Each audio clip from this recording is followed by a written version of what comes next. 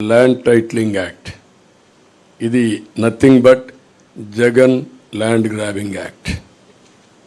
అతను land grab చేయాలనుకుంటున్నాడు, అందుకే ఇలాంటి నల్ల చట్టాలు తీసుకొస్తున్నాడు. దీని పేరే జగన్ ల్యాండ్ గ్రాబింగ్ యాక్ట్.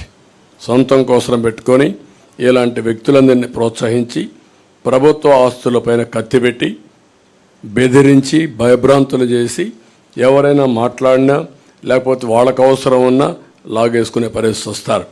ఇప్పటికే ఈ రాష్ట్రంలో 40 ఏళ్ళు 50 ఏళ్ళు సంపాదించిన ఆస్తులు మెడ మీద కత్తిపెట్టి రాయించేసుకున్నారు.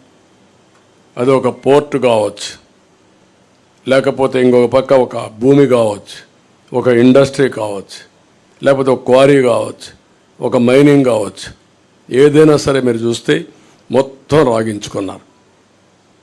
ఎందుకు పోర్ట్లు చేతులు మారాయని అడుగుతున్నా, ఎందుకు సెజ్లు చేతులు మారాయని అడుగుతున్నా, ఎందుకు స్టూడియోస్ చేతులు మారాయని అడుగుతున్నా, ఎందుకు ఆస్తులు బలవంతంగా చేతులు మారాయని అడుగుతున్నా.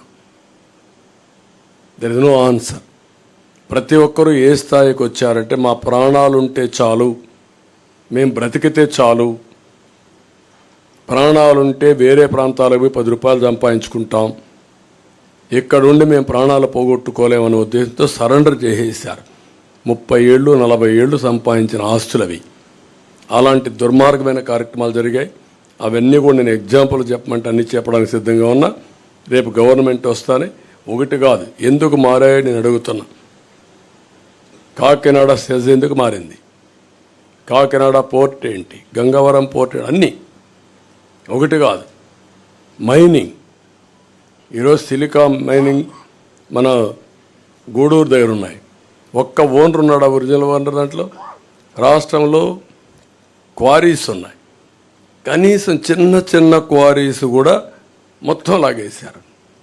ఒక్క క్వారీ ఎవరి దగ్గర లేదు. గ్రనైట్, గెలాక్సీ గ్రనైట్ ఎందుకు చేతులు మారాయి, ఎవడు తీసుకున్నాడు?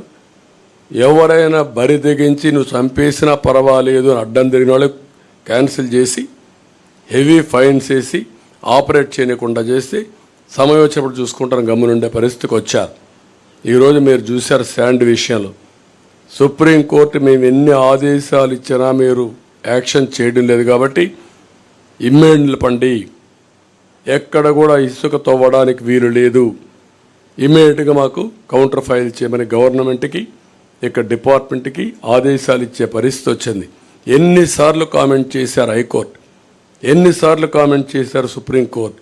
ఎన్జిటి ఎంత స్పష్టమైన ఆదేశాలు ఇచ్చింది అంటే కోర్టులు అంటే లెక్కలేదు, రెగ్యులేటరీ ఏజెన్సీస్ అంటే లెక్కలేదు, ఇష్టానుసారంగా చేసే పరిస్థితికి వచ్చారు. అందుకే మేము వస్తానే జగన్ ల్యాండ్ గ్రాబింగ్ యాక్ట్ని రద్దు చేస్తాం.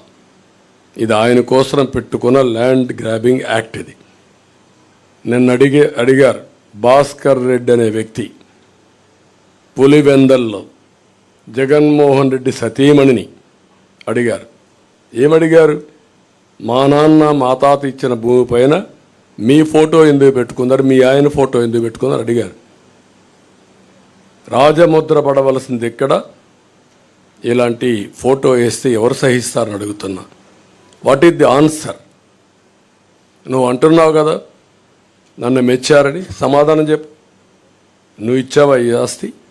మీ తాత ఇచ్చాడు ఈ ఆస్తి? నీ సాక్షి పేపర్ నుంచి సంపాదించి ఇచ్చారా? మీ భారతీయ సిమెంట్ నుంచి ఒక బస్తా ఉచితంగా ఇచ్చావా? కాబట్టి ఇవన్నీ కూడా మనం గుర్తుపెట్టుకోవాల్సింది. ప్రజలు మాటలాడలేని పరిస్థితి, నిస్సహాయ స్థితికి నెట్టేసి భయభ్రాంతులను చేసి పోలీసులను పెట్టుకొని ఐహ్యాండెడ్గా మాట్లాడితే అరెస్టులు చేసి, అరెస్ట్ చేసిన తర్వాత వాళ్ళు పోలీస్ టార్చర్ చేసి ఇలాంటి దుర్మార్గమైన పనులు చేశారు. కాబట్టి దీనిపైన ఇప్పుడు అన్నీ అయిపోయినాయి. ఇప్పుడు కడాన ప్రైవేట్ ఆస్తులపైన కూడా పెట్టారు. ఇప్పుడు చాలామంది రాష్ట్రం వదిలిపెట్టి వెళ్ళిపోతున్నారు. నిన్న మీరు చూశారు ఒక అమ్మాయి ఆరుద్ర, ఆ ఆరుద్ర అమ్మాయి వారణాసికి వెళ్ళిపోయింది.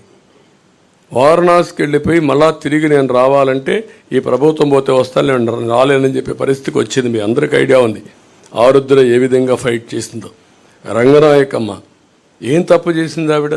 ఈ రాష్ట్రం వదిలిపెట్టి వేరే రాష్ట్రానికి పొట్ట కోసరం పోయే పరిస్థితి వచ్చేసింది.